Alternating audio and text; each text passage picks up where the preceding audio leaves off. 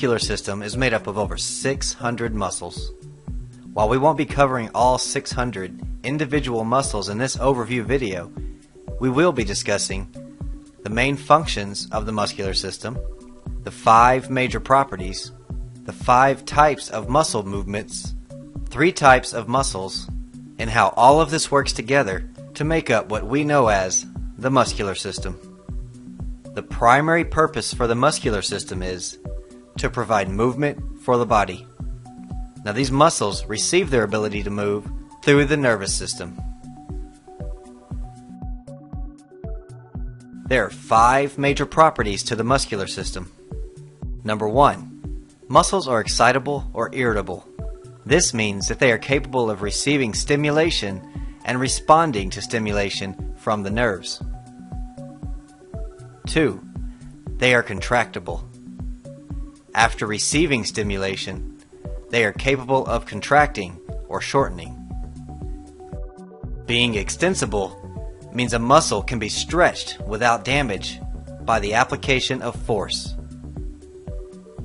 With elasticity, a muscle is able to return to its original resting shape and length after being extended or contracted. The muscular system is adaptable in that it can be changed in response to how it is used.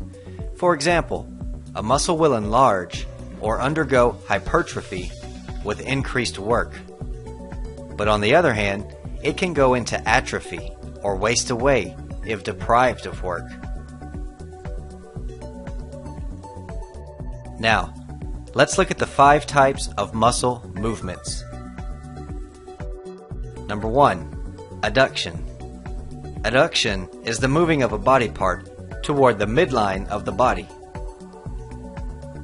Abduction is moving a body part away from the body.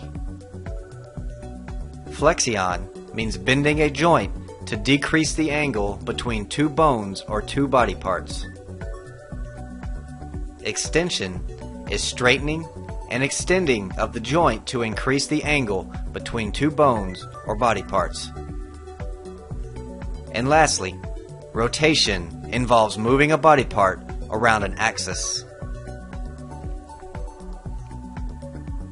The muscular system is divided into 3 main types of muscles, and each of these types can be moved by one of 2 ways, either voluntary or involuntary. The cardiac muscle is an involuntary muscle, meaning it operates without any conscious control.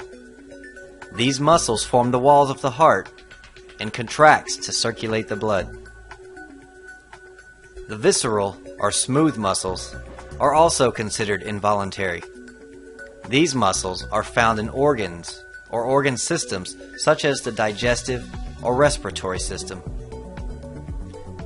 And the 3rd type of muscle is the skeletal muscle.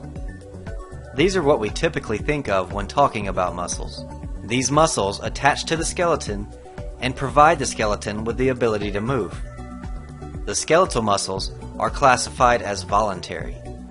This is because we have to make a conscious effort or decision to make them move. Although muscles obviously make up the muscle system, there are still some supportive structures that we need to look at that are also a necessary part of the system. Tendons and fascia are important supportive structures for the skeletal muscles. Simply put, tendons are what attach a muscle to a bone, and fascia connects muscles to other muscles. Tendons and fascia work together with muscles, which create the muscular system necessary for movement. While not technically part of the same system, the nervous system is intrinsically connected to the muscular system of the body. It is essential to the voluntary skeletal muscles. If the communication from the nervous system is severed from the skeletal muscles will not be able to produce movement for the body. The body is now in a state of paralysis. This is known as quadriplegia. The only organ that is not directly dependent upon the nervous system is the cardiac or heart muscle. Now there is so much more to discuss about the muscular system, but that's as far as we'll go in this introductory video.